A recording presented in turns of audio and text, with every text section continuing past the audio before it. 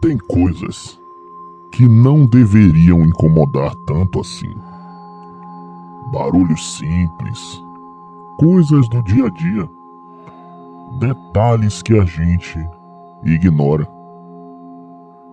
Até o momento em que eles começam a se repetir. E quando isso acontece, não parece mais coincidência. Talvez você já tenha passado por isso. Ouvir algo e achar que foi impressão. Ver alguma coisa, mas decidir não pensar muito sobre. Porque no fundo, é melhor acreditar que não é nada. Mas essas histórias mostram exatamente o que acontece quando você está errado. Então presta atenção, porque depois disso, você pode começar a notar coisas que antes passavam despercebidas. Sente-se e embarque nesse papo obscuro.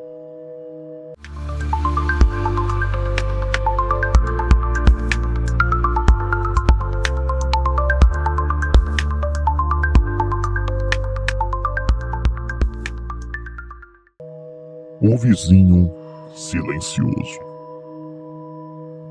Lucas se mudou para um apartamento novo. Tudo normal, exceto uma coisa. Ele nunca viu o vizinho da frente. Mas todas as noites, exatamente às 2h52 da manhã, ele ouvia alguém batendo na parede. Eram sempre 3 batidas, sempre iguais. Na primeira semana, Lucas ignorou. Na segunda, ele começou a estranhar. E na terceira, ele decidiu responder. Ele bateu de volta. 3 batidas lentas. E o que aconteceu depois fez ele se arrepender. Porque imediatamente chegou até Lucas uma resposta. Veio da porta dele. Lucas congelou. Porque não fazia sentido. Se o vizinho estava do outro lado da parede, quem bateu a porta? E então, alguém bateu. 3 batidas lentas. Ele não abriu. Ficou parado, olhando para a porta, sem respirar. E depois de alguns segundos, a maçaneta da casa do Lucas começou a girar sozinha. Na manhã seguinte, ele foi até o apartamento do vizinho. A porta estava aberta. E lá dentro não tinha ninguém, só paredes vazias e marcas de batida do lado de dentro da parede que dividia com o quarto do Lucas. Lucas nunca mais respondeu. Mas essa próxima história é ainda pior. A chamada perdida. Uma jovem chamada Mariana começou a receber algumas ligações estranhas, sempre no mesmo horário, 3h03 da manhã. O número era desconhecido e sempre que ela atendia, não tinha ninguém, só um som, uma respiração baixa, irregular. No começo, assim como o Lucas, ela ignorou, mas as ligações continuaram todas as noites. Até que um dia a Mariana decidiu gravar. Ela deixou o celular ao lado e atendeu sem falar nada. No dia seguinte, ela ouviu o áudio. E no começo, Era só silêncio, como já era de se esperar. Mas depois, ela ouviu a própria voz, falando coisas que ela não lembrava de ter dito. Frases desconexas, sussurradas, como se estivesse dormindo. Ou pior, como se alguém estivesse usando a voz dela. E então, no final da gravação, veio uma frase clara: eu já estou dentro. Naquela noite, ela não atendeu. Desligou o celular e tentou dormir. Mas às 3h03, o telefone dela tocou, mesmo estando desligado.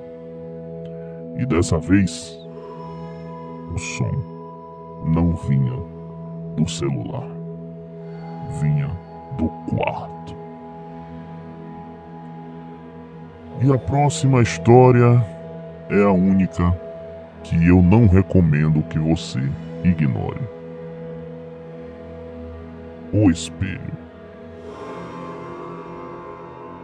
Um jovem chamado Pedro sempre teve o hábito de se olhar no espelho antes de dormir. Era automático.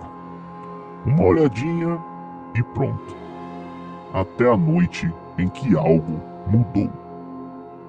Pedro olhou normalmente, mas por um segundo, o reflexo de Pedro não o acompanhou.